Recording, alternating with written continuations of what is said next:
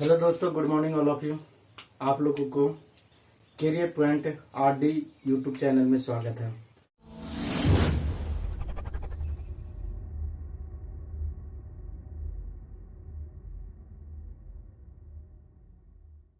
दोस्तों, अभी हम लोग भारतीय जलवायु के बारे में जानकारी प्राप्त कर रहे हैं, जिसमें अभी तक हम लोग भारत एक उष्णकटिबंधीय मानसूनी वाला देश है, इसके बारे में जानकारी प्राप्त कर चुके हैं। तो दोस्तों, ये टॉपिक मेंस का है, तो आप लोग अगर चाहें तो लिखिए, लिखने ही जाइए। हम जो बोलते हैं उसको लिखिए, आपको ये लिखना ही पड़ेगा। तो कॉपी कलम में निकाल लीजिए और आप लिखिए जो हम बताते हैं। तो आज हम लोग भारत में वर्षा ऋतु के बारे में जानकारी प्राप्त करेंगे। आखिर भारत में किन किन ऋतुओं में वर्षा होती है और किन किन मानसूनी हवाओं से वर्षा होती है, इसके बारे में आज जानकारी प्राप्त करेंगे। तो चलिए शुरू करते हैं। तो देखिए, भारत में वर्षा ऋतु भारत में वर्षा ऋतु दो मौसमों में होती है, या दो ऋतुओं में भारत में वर्षा होती है। एक ग्रीष्म काल में होती है यानी ग्रीष्म ऋतु, और एक शीत ऋतु यानी ठंडे के मौसम में वर्षा होती है। तो हम लोग सबसे पहले जानकारी प्राप्त करेंगे ग्रीष्म ऋतु में वर्षा यानी ग्रीष्म ऋतु में होने वाली वर्षा। तो देखिए, ग्रीष्म ऋतु में वर्षा की शुरुआत कब होती है? तो ग्रीष्म ऋतु में वर्षा की शुरुआत 1 जून से 15 सितंबर तक, यानी 1 जून से 15 सितंबर तक ग्रीष्म काल में वर्षा होती है। ग्रीष्म ऋतु में होने वाली वर्षा जो दक्षिण पश्चिम मानसून से होती है, यानी ग्रीष्म ऋतु में होने वाली वर्षा गर्मियों के दिनों में जो वर्षा होती है सो किससे होती है? दक्षिण पश्चिम मानसूनी हवाओं से होती है। यानी ग्रीष्म ऋतु में होने वाली वर्षा दक्षिण पश्चिम मानसूनी हवाओं से होती है। दक्षिण पश्चिम मानसून हवा जो हिंद महासागर से होकर अति या अत्यधिक आर्द्र भरी हवा होती है, यानी दक्षिण पश्चिम मानसून हवा जो हिंद महासागर से आने वाली अत्यधिक आर्द्रता भरी हवा होती है या आर्द्रता भरी हवा होती है। तो देखिए, दक्षिण पश्चिम मानसून है, सो सबसे पहले भारत में दक्षिण पश्चिम मानसून दक्षिण पश्चिम दिशा से प्रवेश करती है। तो भारत में दक्षिण पश्चिम मानसूनी हवाओं सबसे पहले पश्चिमी घाट, ये हो गया आपका पश्चिमी घाट। तो दक्षिण पश्चिम मानसून हवा सबसे पहले पश्चिमी घाट से टकराकर, यानी इससे टकराती है पश्चिमी घाट से टकराकर मालाबार तट केरल, देखिए यहां मालाबार तट है, केरल है। मालाबार तट केरल में वर्षा कराती है, यानी दक्षिण पश्चिम मानसूनी हवा सबसे पहले पश्चिमी घाट से टकराकर मालाबार तट केरल में वर्षा कराती है। अर्थात 1 जून से 5 जून के अंदर दक्षिण पश्चिम मानसूनी हवा पश्चिमी घाट से टकराकर मालाबार के तट केरल में खूब वर्षा कराती है, यानी यहाँ मालाबार के तट केरल में वर्षा कराती है। और ये मानसूनी हवाएं आगे प्रभावित होते हुए 22 जुलाई तक दिल्ली में पहुंच जाती है। यानी ये मानसूनी हवाएं, दक्षिण पश्चिम मानसूनी हवाएं जो यहां से प्रभावित होते हुए 22 जुलाई तक कहां पहुंच जाती है? तो ये दिल्ली तक पहुंच जाती है। दक्षिण पश्चिम मानसूनी हवाएं जो संपूर्ण भारत में, देखिए संपूर्ण भारत या पूरे भारत में वर्षा कराती है। दक्षिण पश्चिम मानसूनी हवाएं जो पूरे भारत में वर्षा कराती है, यानी पूरे भारत में कौन सी मानसूनी हवाएं वर्षा कराती है? तो दक्षिण पश्चिम मानसूनी हवाएं। दक्षिण पश्चिम मानसूनी हवाएं लिखिए, दक्षिण पश्चिम मानसूनी हवाएं जो पूरे भारत में वर्षा कराती है, लेकिन कोरोमंडल तट, यहां कोरोमंडल तट है,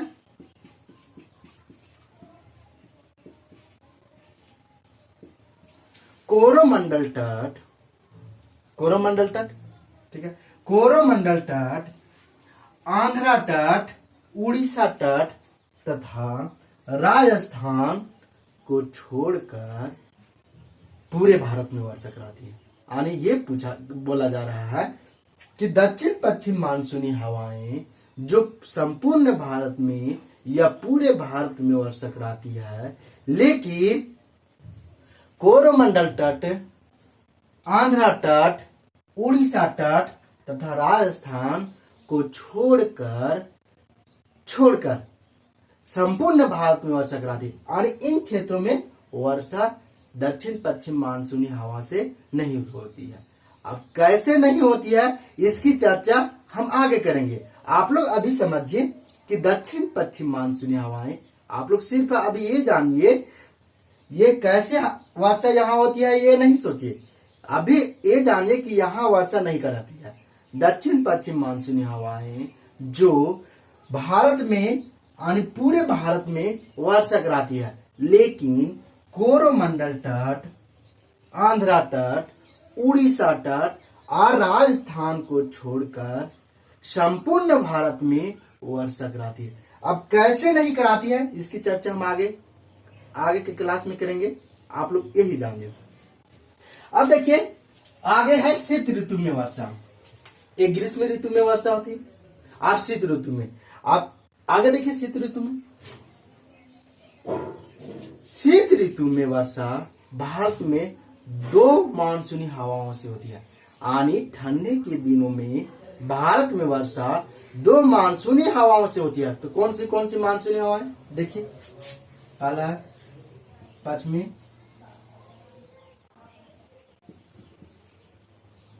विक्षोभ, दूसरा है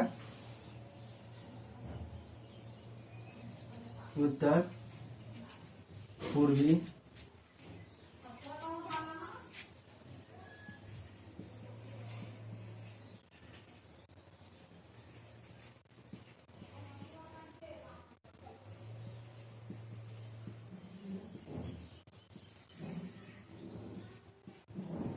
पहला पश्चिमी विक्षोभ मानसूनी हवाएं और दूसरा उत्तर पूर्वी मानसूनी हवाएं।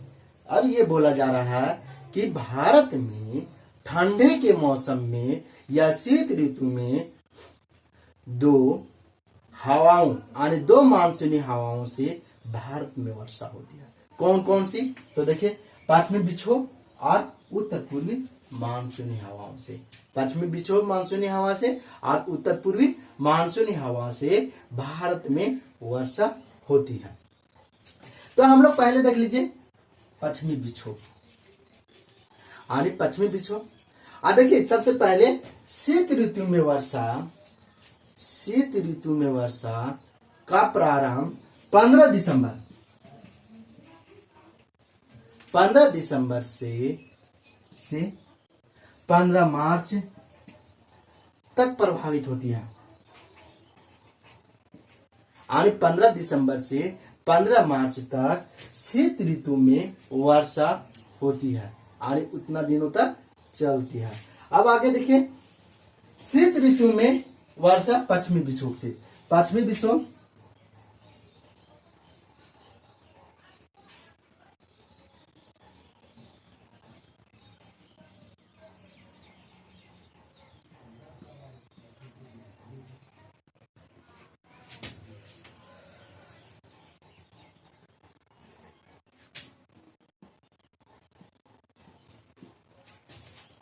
अभी हम लोग देख रहे हैं पश्चिमी विक्षोभ से भारत में ठंडे के मौसम में होने वाली वर्षा।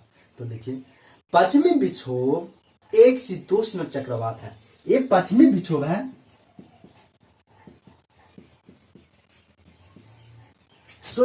क्या है? शीतोष्ण चक्रवात।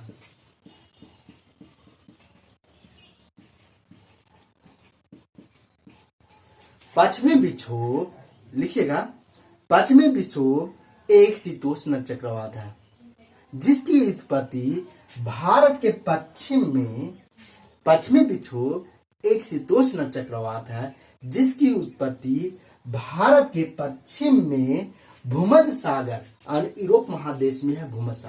भूमध्य सागर से होती है। और पश्चिमी विक्षोभ का उत्पत्ति कहाँ होता है? पश्चिमी विक्षोभ शीतोष्ण चक्रवात को कहा जाता है। तो ये शीतोष्ण चक्रवात का उत्पत्ति कहाँ हो रहा है? तो हमारा भूमध्य सागर में, ये यूरोप महादेश में है। फिर से देखिए, शीतोष्ण चक्रवात की उत्पत्ति भारत के पश्चिम में भूमध्य सागर यूरोप महादेश में, भूमध्य सागर में होता है।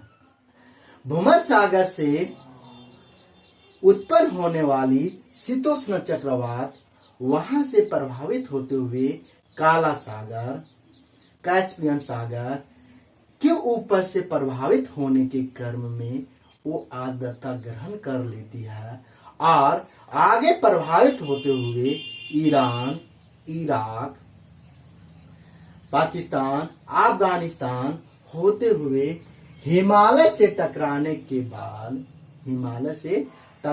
के बाद पश्चिमी विक्षोभ के नाम से भारत में प्रवेश कर जाती है शीतोष्ण चक्रवात। यानी देखिए, सबसे पहले ये चक्रवात आप कहिएगा शीतोष्ण चक्रवात है, ठंडी हवाएं हैं, तो ये मानसूनी कैसे बनती है? तो आप देखते होंगे ठंडा, आप लोग को ठंडे के दिनों में आप लोग को अधिक ठंडा लगता होगा और ये औला हम लोग कहते हैं रसम को, वो आप लोग पास नहीं होगा, तो उस समय क्या करते हैं? हाथ पूरा लगाते हैं ना, तो देखिए गर्मी आ जाता है। उसी प्रकार से ये चक्रवात जब वहां पानी टकराती है, कहां पर? भूमध्य सागर में चक्रवात चलती है, तो गर्म होने की वजह से क्या होता है? हल्की हो जाती है और वो भाप के रूप में ऊपर उठती है और वहां से प्रभावित होते हुए क्या करती है? काला सागर और कैस्पियन सागर से ये आर्द्रता ग्रहण कर लेती है और उधर यानी ईरान, इराक, अफगानिस्तान, पाकिस्तान तरफ तो ये नहीं है, पर्वत बड़े बड़े नहीं है, ऊंचा ऊंचा पर्वत नहीं है, इसके वजह से ये यहाँ आती है। तो यह क्या होता है कि ये शीतोष्ण चक्रवात है, सो भूमध्य सागर से प्रभावित होने के बाद काला सागर, कैस्पियन सागर, ये हम जिस समय आप लोग को विश्व भूगोल पढ़ाएंगे उस समय बताएंगे कहाँ काला सागर है, कहाँ कैस्पियन सागर। कैस्पियन सागर से प्रभावित होते हुए ईरान, इराक, अफगानिस्तान, पाकिस्तान होते हुए भारत के हिमालय से टकराने के बाद पश्चिमी विक्षोभ के नाम से भारत में प्रवेश कर जाती है। और ये पश्चिमी विक्षोभ मानसूनी हवाएं पश्चिमोत्तर भारत में खूब वर्षा कराती है। अर्थात ये पश्चिमी विक्षोभ हिमालय से टकराने के बाद भारत में प्रवेश कर जाती है और पश्चिमोत्तर भारत में खूब वर्षा कराती है। कौन? पश्चिमी विक्षोभ। ये शीतोष्ण चक्रवात है, लेकिन यहाँ ये पश्चिमी विक्षोभ, इसका कुछ भाग ऊपर चला जाता है, इधर चला जाता है यानी चीन तरफ ऊपर। तो इसकी चर्चा हम आगे की क्लास में करेंगे, कैसे ऊपर चली जाती है और ये आगे चल के पछुआ पवन भी कैसे होती है, इसकी चर्चा हम आगे क्लास में करेंगे। अभी आप लोग ये सिर्फ समझिए कि शीतोष्ण चक्रवात प्रभावित होते हुए हिमालय से टकराकर भारत में प्रवेश कर जाती है और पश्चिमोत्तर भारत में, ये पश्चिम है इधर, पश्चिमोत्तर भारत में और इधर या उत्तर भारत में खूब वर्षा कराती है। अब देखिए पश्चिमी विक्षोभ जो भारत के पहाड़ी केंद्र शासित प्रदेश या राज्यों में, पश्चिमी विक्षोभ भारत के पहाड़ी केंद्र शासित या राज्यों में हिमपात के रूप में वर्षा कराती है। अर्थात पश्चिमोत्तर भारत में पहाड़ी क्षेत्र, पहाड़ी केंद्र शासित प्रदेश, जैसे यहाँ देखिए जम्मू कश्मीर, लद्दाख, जैसे में जम्मू कश्मीर केंद्र शासित प्रदेश है, लद्दाख केंद्र शासित प्रदेश है, तथा यहाँ हिमाचल प्रदेश और उत्तराखंड में ये हवाएं यानी ये पश्चिमी विक्षोभ मानसूनी हवाएं जो हिमपात के रूप में वर्षा कराती है। किस रूप में? हिमपात के रूप में यानी बर्फ के रूप में वर्षा कराती है।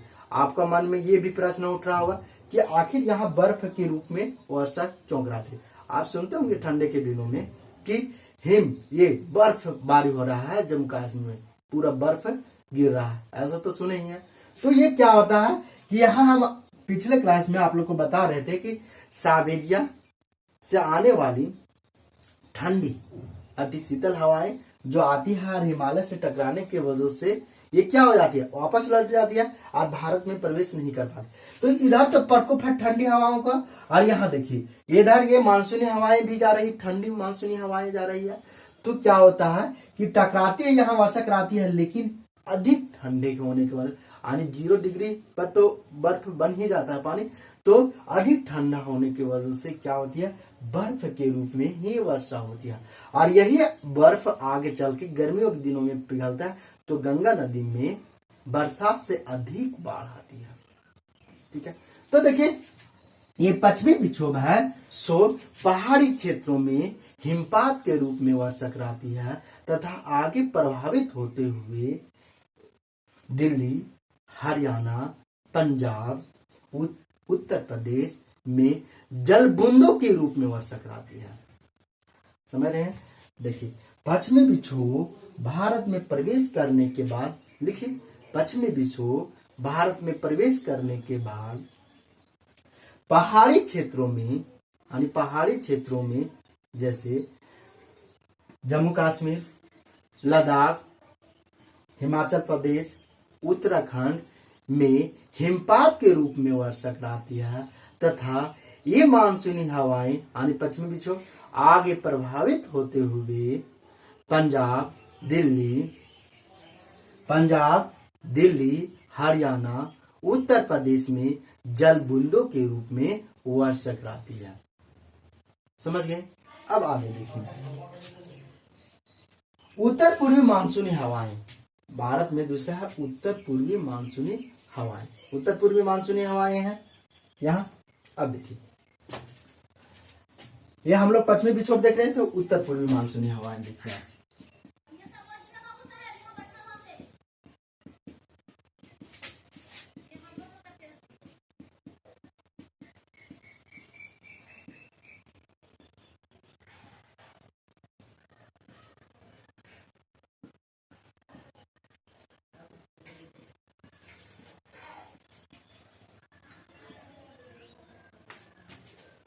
देखिए उत्तर पूर्वी मानसूनी हवाएं, उत्तर पूर्वी मानसूनी हवाएं भारत में शीत ऋतु में प्रभावित होती है। किस ऋतु में? शीत ऋतु में। ये उत्तर हो गया, ये पूर्व हो गया। यानी उत्तर पूर्वी मानसूनी हवाएं भारत में, देखिए किधर से आ रही है ना उत्तर पूर्वी मानसूनी हवाएं।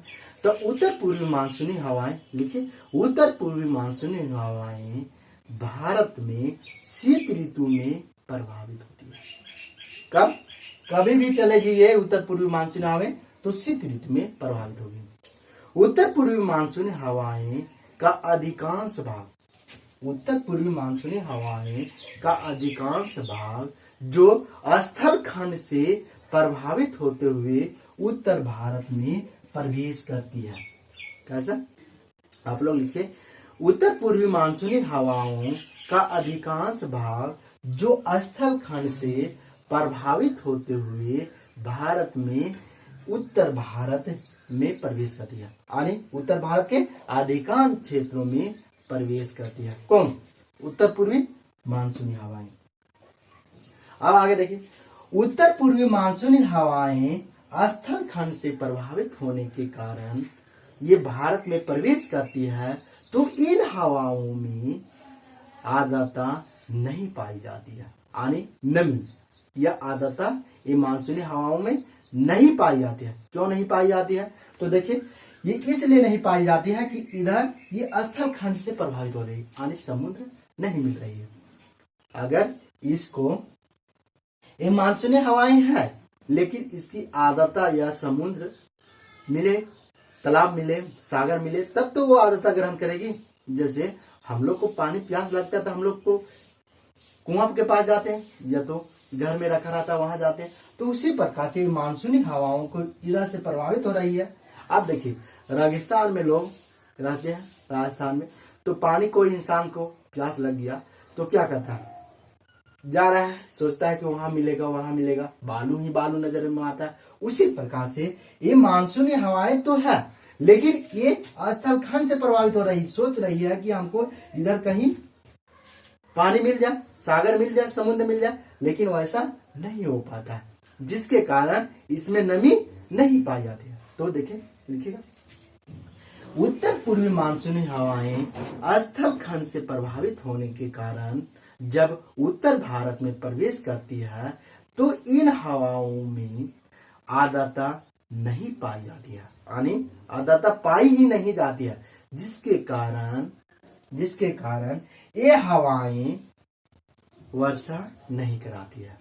तो देखिए ध्यान रखिएगा कि ठंडे के मौसम में उत्तर भारत में वर्षा हो रही है ना, तो उत्तर पूर्वी मानसूनी हवाओं से नहीं हो रही है, ये किससे हो रहा है, पश्चिमी विक्षोभ मानसूनी हवाओं से उत्तर भारत में वर्षा हो रही, न कि उत्तर पूर्वी मानसूनी हवा।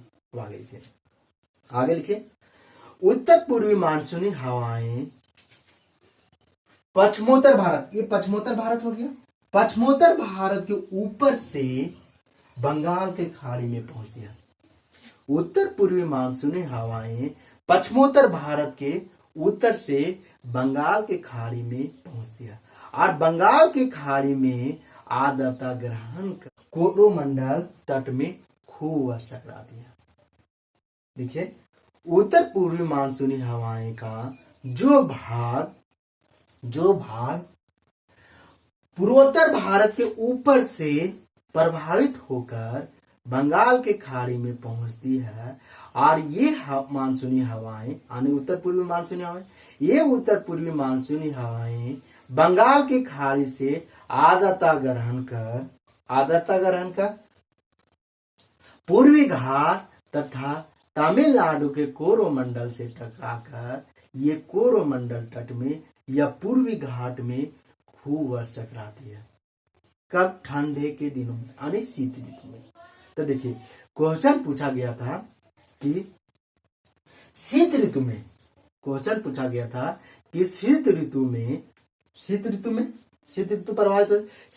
में कोरोमंडल तट पर किन मानसूनी हवाओं से वर्षा होती है। तो कौन सी मानसूनी हवाएं, उत्तर पूर्वी मानसूनी, अर्थात लिखिए आगे लिखिएगा, अर्थात शीत ऋतु में भारत में दो मानसूनी हवाओं से वर्षा होती है। जहां पश्चिमी विक्षोभ मानसूनी हवाओं से उत्तर भारत में वर्षा होती है, वहीं उत्तर पूर्वी मानसूनी हवाओं से पूर्वी घाट तथा कोरोमंडल तट पर शीत ऋतु में खूब वर्षा होती है। ध्यान रखिएगा, ये क्वेश्चन ऑब्जेक्टिव क्वेश्चन पूछा गया है कि ठंडे के मौसम में उत्तर भारत में किन मानसूनी हवाओं से वर्षा होती है। किन मानसूनी हवाओं से वर्षा होती है, तो देखिए पश्चिमी विक्षोभ से होती है, न कि उत्तर पूर्वी मानसूनी हवाओं से वर्षा होती है। ध्यान रखिएगा आप लोग, और नहीं तो देखिए ये बता रहे हैं, उसको ध्यान से लिख लीजिएगा, नोट से बना लीजिएगा आप लोग और लिखिएगा। वही मेंस में अपने तरीका से लिखना सीखिए।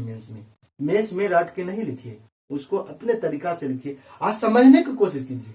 ज्योग्राफी में कुछ नहीं है, अगर मैप समझ में आ गया ज्योग्राफी में तो आपका काम हो जाएगा, इसलिए ध्यान रखिए। तो ये है अभी, तो ध्यान से ये लिखिएगा, ठीक है। अभी हम लोग भारत में वर्षा ऋतु के बारे में जानकारी प्राप्त कर रहे थे, ठीक है। अब अगले क्लास में हम लोग भारत की जलवायु को आगे लेके चलेंगे। Thank you.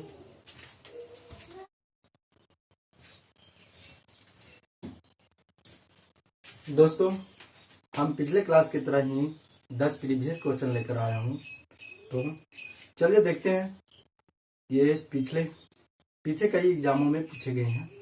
तो शुरू करते हैं। पहला क्वेश्चन है, महात्मा गांधी जलप्रपात किस नदी पर स्थित है? पहला क्वेश्चन है कि महात्मा गांधी जलप्रपात किस नदी पर स्थित है।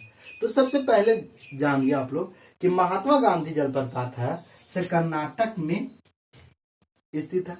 और ये महात्मा गांधी जलप्रपात को ही अन्य जलप्रपात के नाम से जाना जाता है, जोग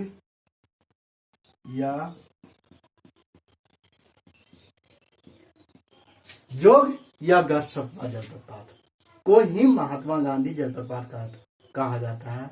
और ये महात्मा गांधी जलप्रपात है कहाँ स्थित है, किस नदी पर? शरावती नदी पर। कौन सा नदी? शरावती।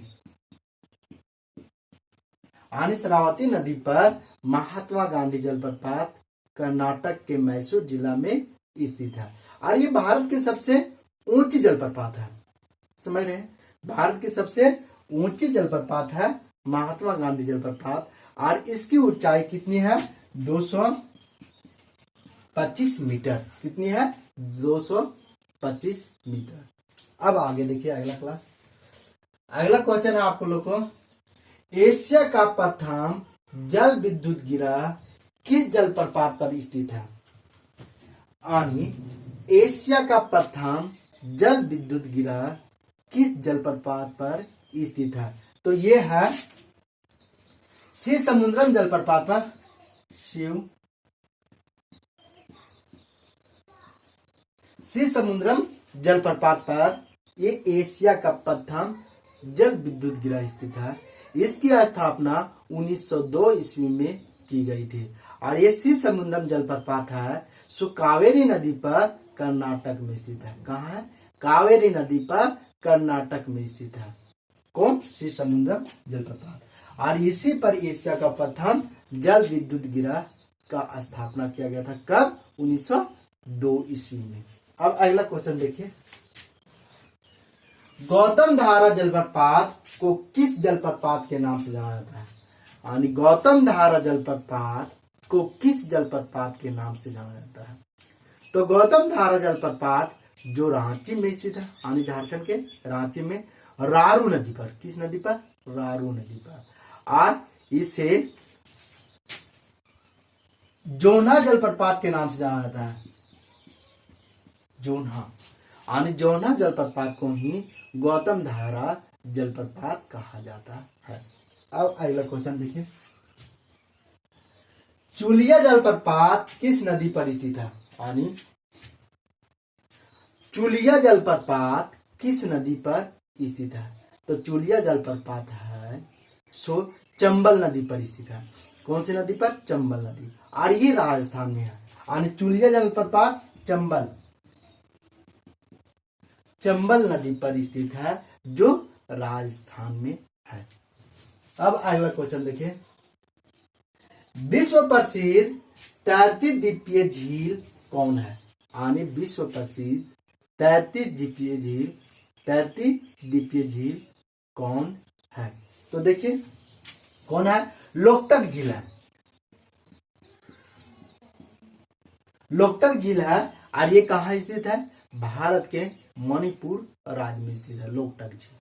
यानी ये विश्व प्रसिद्ध तैरती द्वीपीय झील है लोकटक झील, जो कहाँ? मणिपुर में। और ये पूर्वोत्तर भारत की सबसे मीठे पानी का झील है। और इसी पर ही केबुल लामजाओ राष्ट्रीय पार्क स्थित है। यानी इसी झील पर, लोकटक झील पर केबुल लामजाओ राष्ट्रीय पार्क। अब अगला क्वेश्चन देखिए, भारत में हिमानी निर्मित ताजे पानी का झील कौन है? यानी ये पूछा गया है कि भारत में हिमानी निर्मित ताजे पानी का झील कौन है? तो कौन है? डल झील है। कहाँ स्थित है? ये जम्मू कश्मीर में। डल झील है सो भारत की ताजे पानी का झील है, हिमानी निर्मित, यानी बर्फ से बना। ठीक है, तो ये कहाँ है? जम्मू कश्मीर में डल। और ये डल झील अत्यधिक सुंदर झील है, यानी खूबसूरत झील है। और यह झील किस लिए प्रसिद्ध है? तो आवास नौकाओं के लिए। किस लिए? आवास नौकाओं के लिए। आगे देखिए, भारत में सबसे खारे पानी का कौन सा झील है? बोला गया कि भारत में सबसे अधिक खारे पानी का झील कौन है? भारत में सबसे अधिक खारे पानी का झील कौन है? तो सांभर झील। ये सांभर झील है, सो कहाँ है? राजस्थान में। अगर ऐसा क्वेश्चन इसमें पूछा रहता कि भारत में खारे पानी का सबसे बड़ी झील कौन है, तो हो जाता कौन?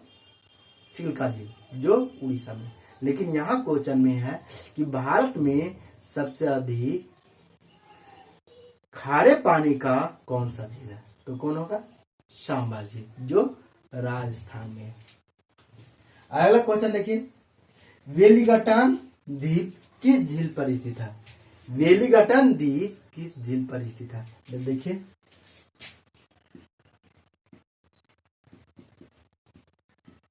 वेवनाड झील। वेवनाड झील पर वेलिंगटन द्वीप स्थित है। अरे कहाँ है वेवनाड झील? केरल में।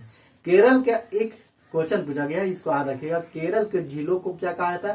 क्याल कहा जाता है। क्या? क्याल। क्याल कहा जाता है। क्या कहा जाता है? क्याल। केरल के झीलों को क्याल कहा जाता है। ये बहुत बार पूछा भी गया।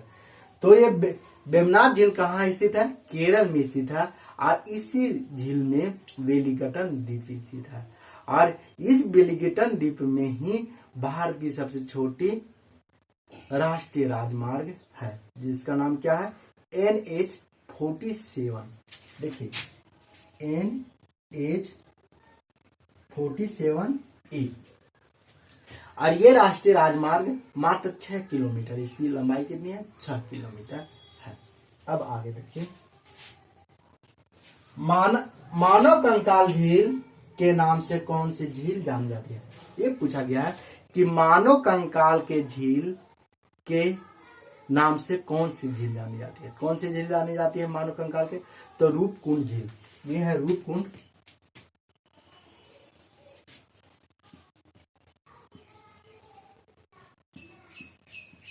इसी को कहा जाता है भूतिया। रूपकुंड झील या भूतिया झील इसी को कहा जाता है। ये कहाँ? उत्तराखंड में स्थित है। यानी इस झील के किनारे अनेक सैकड़ों हजारों में ये मानव कंकाल मिलते हैं, इसीलिए इसे मानव कंकाल झील के नाम से जाना जाता है, या भूतिया झील के नाम से भी जाना जाता है। कौन? कहाँ स्थित है? उत्तराखंड में स्थित है। अब अगला क्वेश्चन देखिए, पुलिकट झील कहाँ स्थित है? यानी पुलिकट झील कहाँ स्थित है? तो पुलिकट झील कहाँ स्थित है?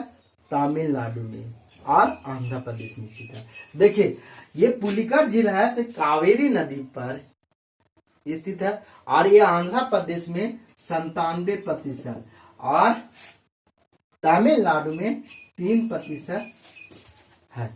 तो पूछा गया है कि पुलिकट झील किन दो राज्यों के बीच है? या तो किन दो राज्यों में है? तो आंध्र प्रदेश और तमिलनाडु के सीमा पर है। तो ये 97% है, सो आपका आंध्र प्रदेश में है। इसका भाग है 3% मात्र, जो तमिलनाडु में। थैंक यू दोस्तों, ये आपका क्वेश्चन हो गया। Thank you.